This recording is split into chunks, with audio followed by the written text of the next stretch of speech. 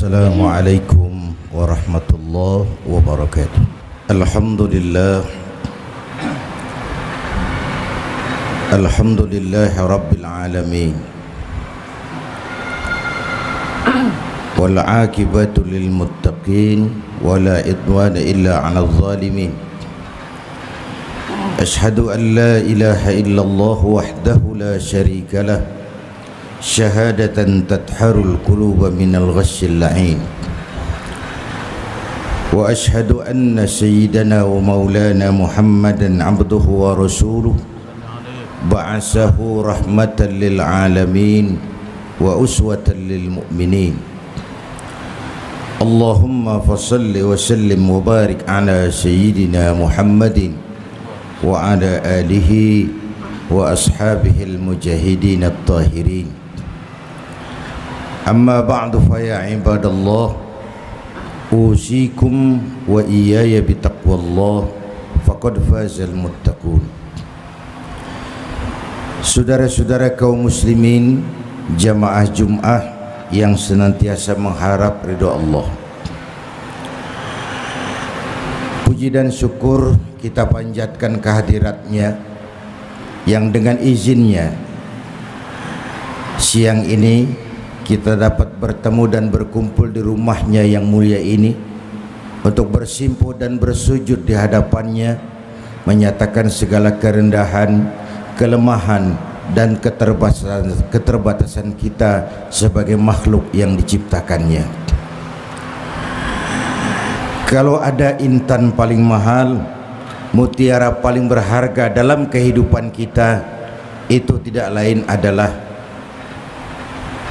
Allah telah mengaruniakan kepada kita dua hal yang terbesar. Pertama, dijadikannya kita sebagai muslim, dan yang kedua, kita terlahir di bumi Indonesia. Karunia sebagai seorang muslim adalah intan paling mahal, mutiara paling berharga. Kenapa dia intan paling mahal? Karena dia pertama, dia menyelamatkan kita dari ketergantungan kepada benda. Ia menyelamatkan kita dengan memberikan petunjuk nilai dasar keimanan sebagai pondasi menghadapi kehidupan ini. Indonesia memang bukan negara agama, tapi pasti Indonesia negaranya orang yang beragama. Dan nilai dasar dari agama adalah nilai dasar keimanan. Ia adalah pondasi. Kalau dia kuat akan aman bangunan, kalau ia melenceng akan melenceng juga bangunan, kalau ia runtuh akan runtuh pula bangunan. Begitulah iman yang merupakan pondasi kehidupan. Sebilah pisau kalau dipegang tangan orang yang beriman, paling-paling leher ayam sasarannya. Tapi kalau dipegang orang yang jauh dari iman, tidak cuma leher ayam, mungkin lehernya temannya sendiri pun bisa digarapnya. Pisaunya sama, penggunaannya berbeda ketika tangan orang yang memegang berbeda. Oleh karena itu, kita di dalam membangun negeri ini bukan sekedar perlu orang-orang pintar, kita juga perlu orang-orang benar.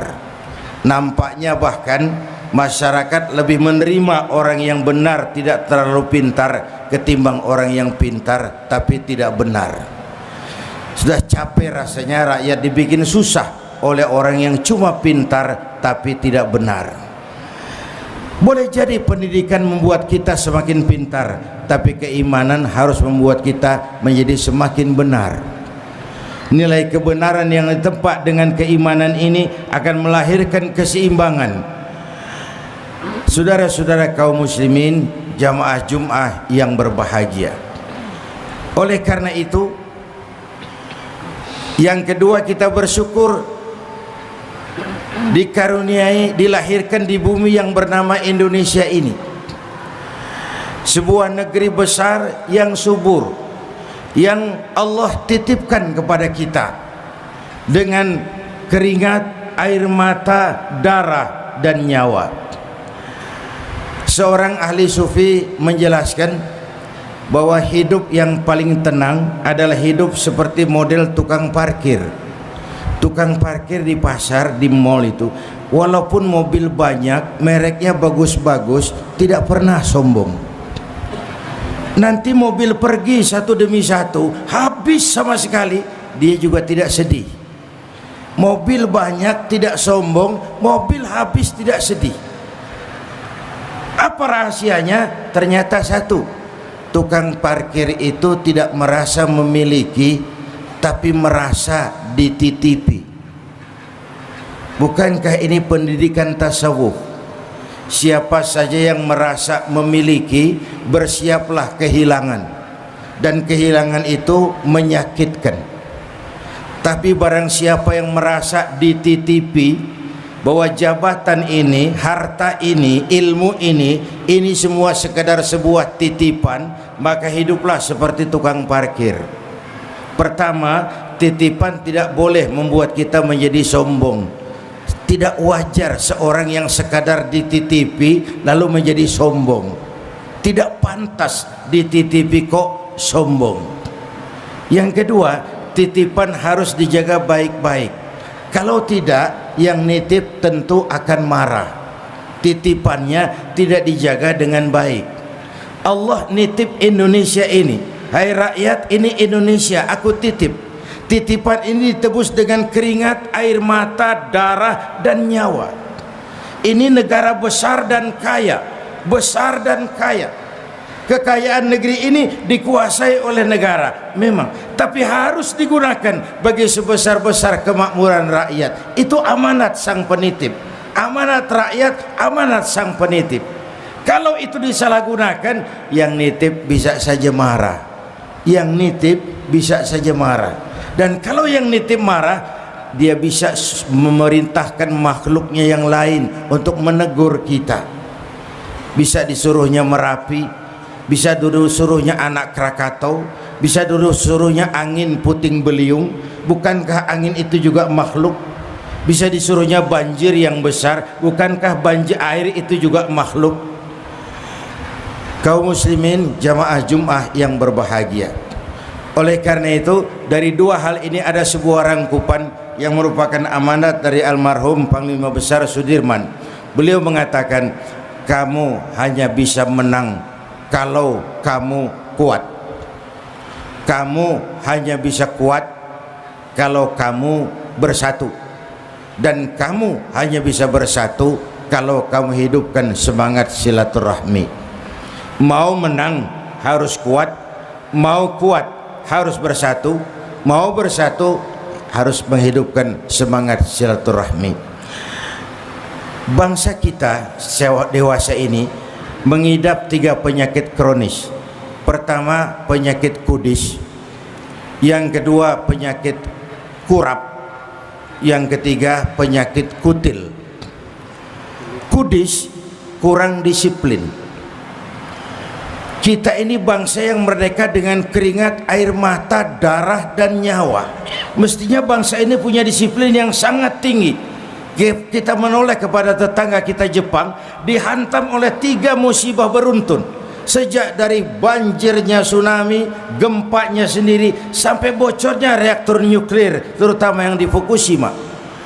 Tapi semangat dan disiplin yang demikian tinggi membuat mereka tegar. Kita bangsa yang merdeka dengan keringat, air mata, darah, dan nyawa, nyaris disiplin kita rendah di semua bidang, di semua bidang kehidupan, di semua bidang. Konon menurut prediksi ekonomi 2011-2012, Indonesia akan jadi pengimpor beras nomor 4 terbesar di dunia, di bawah Kenya. Ini kan lagi-lagi gambaran penyakit kudis. Kita ini sawah yang subur ditanami gedung, lalu sawahnya pindah ke lahan gambut di negeri entah berantah. Di Jawa sawah habis, di tempat lain pun sawah gagal. Penyakitnya kudis. Korupsi kita agak tersendat-sendat pemberantasannya, karena umumnya mental kita punya disiplin, takut atasan tapi tidak takut Tuhan. Takut atasan tapi tidak takut Tuhan. Di semua aspek kehidupan disiplin kita lentur dan luntur. Padahal semua konsep agama muaranya disiplin. Salat disiplin waktu, syahadat disiplin keyakinan, puasa Ramadan disiplin makan dan minum. Begitu tingginya disiplin puasa itu. Yang halal pun kalau belum waktunya jangan sentuh, jangan dimakan. Yang halal saja kalau belum waktunya jangan diambil. Bukankah itu sebuah disiplin yang sangat tinggi? Penyakit yang kedua kurang rapi. Kita ini bangsa yang lemah manajemennya. Kita bisa bangun masjid, tapi menata masjid nyaris kalah dengan gereja. Kita bisa bangun rumah sakit Islam, bersaing kalah dengan rumah sakit Zending. Berapa banyak rumah sakit Islam akhirnya jadi rumah Islam sakit? Berapa banyak sekolah-sekolah yang kita bangun bernasib la yamutu wa la yahya, tidak bermutu karena kurang biaya. Lemahnya manajemen kita. Dan yang ketiga penyakit kita kutil, kurang teliti. Bangsa ini cepat heran, gampang kagum. Coba lihat saja, kadang-kadang kita aneh, negeri kita ini pasar bagus, apa saja laku. Coba saja, kalau ada nabi baru, ada aja pengikutnya itu. Heran sih. Kalau ada aliran aneh, ada saja yang masuk. Ini pasar bagus. Karena masyarakatnya sedang kutil, kurang teliti. Ditambah oleh kemampuan entertain, orang pandai membangun pencitraan, orang pandai membangun bungkusan, sehingga akhirnya orang terpedaya, terpesona, kagum dengan bungkusannya, lupa dengan isinya. Ini penyakit kutil, kurang teliti, cepat heran, gampang kagum. Nah, sumber tiga penyakit ini tidak lain adalah kuman, kurangnya keimanan. Karena itu dengan khutbah yang singkat ini, kita sebagai rakyat tentu punya harapan-harapan besar. Pertama, untuk memantapkan terus nilai-nilai kehidupan beragama di negara yang kita cintai ini. Sejak awal saya katakan Indonesia bukan negara agama, tapi Indonesia pasti negaranya orang yang beragama. Dan kehidupan keagamaan di Indonesia sejak raja-raja Jawa sudah diberikan simbol tentang bagaimana ada masjid, alun-alun, keraton, keraton, alun-alun, masjid besar, masjid besar, alun-alun, keraton. Sejak zaman Jawa-Jawa raja-raja kita dulu sudah memberikan isyarat bahwa agama, negara dan rakyat, alun-alun tempat rakyat berkumpul, suatu hal yang tidak terpisahkan dan tidak boleh dipisahkan. Agama, negara dan agama harus berjalan seiring. Jangan sampai terjadi tabrakan, karena kalau negara bertabrakan dengan agama, musibah buat kita semua. Harapan kedua tentu saja tetap menjaga semangat kebersamaan, keutuhan, kesatuan dan persatuan kita seluruh rakyat Indonesia. Kita merasa kita memang makin kaya dengan politisi, tapi makin miskin dengan negarawan. Karena itu kita berharap, bahkan kalau mau jujur barangkali di Indonesia ini kan belum banyak partai, yang banyak itu masih fans club. Fans club itu lain dengan partai. Partai yang punya jaringan, siap dengan SDM-nya, teruji oleh tantangan, itu belum banyak. Yang banyak tuh baru fans club, penggemar saja, penggemar kepada seseorang, orangnya bikin partai lalu ikut. Nanti yang bikin partai mati, partainya ikut mati. Nah, oleh karena itu kita berharap bahwa semangat menjaga kesatuan, persatuan, keutuhan kita sebagai bangsa tetap terjaga dan terpelihara sebagaimana yang diamanatkan Panglima Besar Sudirman tadi.